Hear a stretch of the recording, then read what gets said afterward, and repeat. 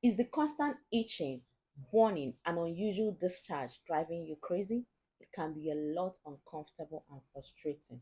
You might think it's just a yeast infection, but here is the truth. So many of the quick fixes people try at home actually make this worse. Hey, beautiful lady, my name is MLS Nonye, and on this channel, we discuss all things women's health in simple but practical ways that actually work. So, if you've ever struggled with a vaginal infection, this video is for you. Millions of women do every year. In fact, studies have shown that 3 out of every 4 women will have at least one yeast infection in their lifetime, with more than half of women having more than one episode in their lifetime. But the good news is there are safe and effective ways backed by science to stop vaginal yeast infection and get relief quickly. So, in today's video, I'll walk you through what vaginal yeast infection is, why it happens, the right diagnosis to find this out in the laboratory, the treatment options, both over the counter treatment options to get rid of this, and the lifestyle changes you can adopt in order to stop this from coming back. Stay with me until the end because I'm going to also share with you the key red flags that means you should see your doctor instead of trying to treat this at home. Let us just dive in. What exactly is vaginal yeast infection? Why does it happen? Vaginal yeast infection, also known as vaginal candidiasis, is caused by the overgrowth of a fungus, Candida albicans. Now, here is the surprising part. Candida normally lives in the vagina in a small amount, along with some other good bacteria that helps to keep this level in check or under control. But when this balance is distorted or disturbed, maybe because of prolonged use of antibiotics or suppressed immune system or even uncontrolled diabetes, stress, or certain hygiene practices, this yeast level multiplies rapidly, causing symptoms such as itching and irritation in the vagina, burning sensation, especially while urinating or during sex, thick whitish discharge that looks like cottage cheese in appearance, redness, swelling, and soreness in and around the vulvovaginal area. These symptoms can be really uncomfortable. But the important thing to remember is yeast infection is very treatable and usually not dangerous if addressed properly. It is important for me to add that most times this discharge that comes along with it does not have any strong odor. And some people might equally present with no symptoms at all. So now let's now talk about the treatment options that work. In so many countries, women have access to very effective over-the-counter and prescription options.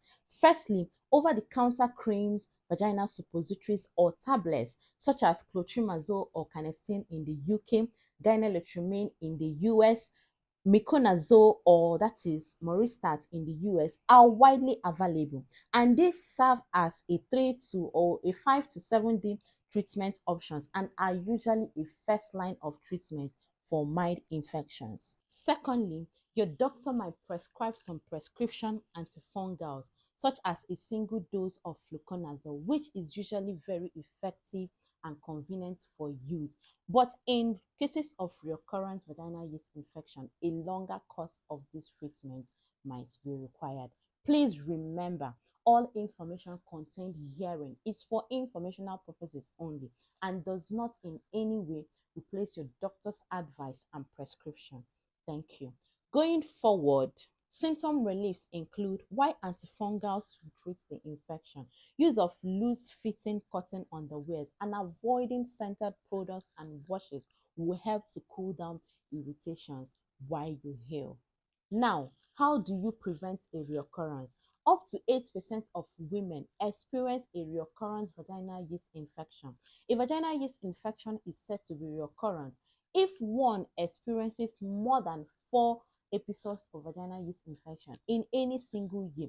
So, how do you now stop that from happening? I have 5 different ways you can stop this from happening outlined herein. So, let's start with number one. Number one is avoid unnecessary use of antibiotics. That is because since antibiotics kill off the good bacteria, that is the normal flora that is supposed to keep these levels in check. So Avoid unprescribed and prolonged use of antibiotics to avoid killing off the good bacteria that's supposed to keep your yeast level under control. Do not take any antibiotics without your doctor's prescription, because when all these antibiotics successfully bring down the normal floral levels that we have inside of you, the resultant effect is a spike in your yeast level, and the resultant effect is vaginal yeast infection. So the second thing I want to talk about here right now is use loose fitting breathable cotton underwears, and avoid staying for too long in damp clothes. When you go to the gym and return,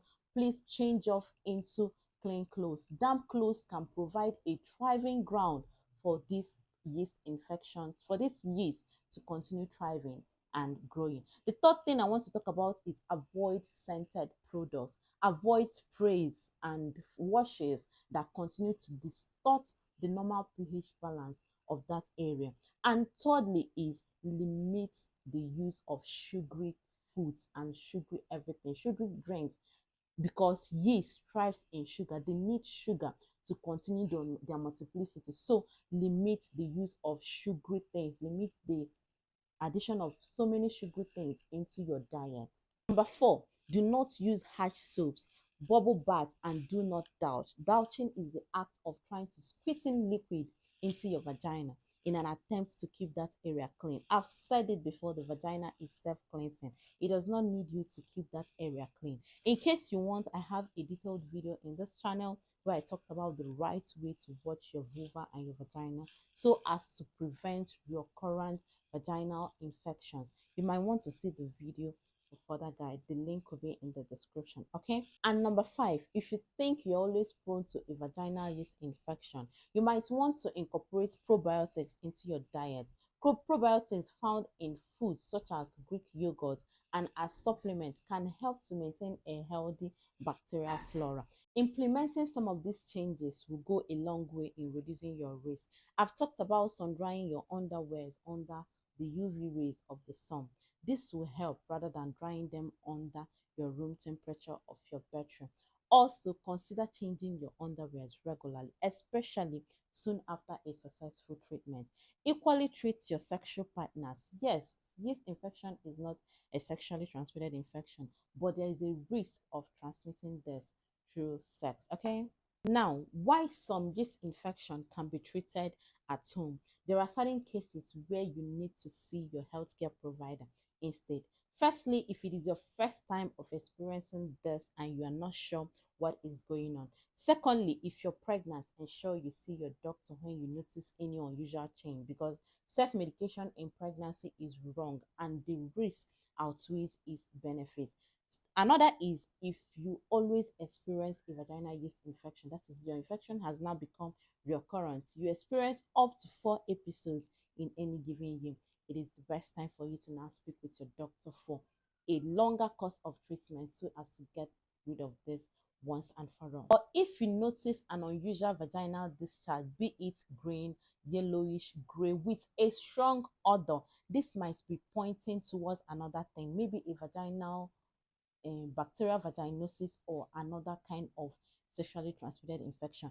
Treating with an antifungal when it might be a bacterial infection could actually make your symptoms worse. So anytime you are not confused, you don't know what it is, your discharge is any other color apart from what I mentioned earlier, it is time for you to see your doctor. Also, if you have an underlying medical condition such as uncontrolled diabetes or any condition that tends to weaken your immune system, please, if you notice any of these symptoms, endeavor to go straight and speak with your healthcare provider. Now, let's talk about diagnosis. Getting the right diagnosis is crucial before treatment. As a lady, what kind of test are you going to request in order to find out the real cause of all these symptoms you're having? The test I recommend is a high vaginal swab test, HVS for short. On visiting your healthcare provider, he is going to use a speculum to widen the passage, and then using a swab stick, a high vaginal sample is collected and subjected to test. So within 2 to 3 days, your test result is supposed to be ready, and the right thing that is causing you all this infection, all these symptoms is going to be analyzed. Is it a bacteria or is it a yeast? You are going to find out at the end of this test. So finally, here are the key things I want you to take away from this video. Vaginal yeast infections are very common. They can be very uncomfortable, but they are very treatable. Over-the-counter medications, prescription medicines, and healthy lifestyle changes can help to treat this infection, bring you fast relief, and stop them from coming back. If you think you might have a yeast infection, please speak with your healthcare provider, get tested, start with the right kind of treatment, and do not hesitate to visit your healthcare provider if symptoms keeps coming back or if you're not getting any relief. If you found this video helpful, please give it a thumbs up, share it to someone who might need it, and subscribe if you haven't. Thank you for watching, and I will see you in the next one.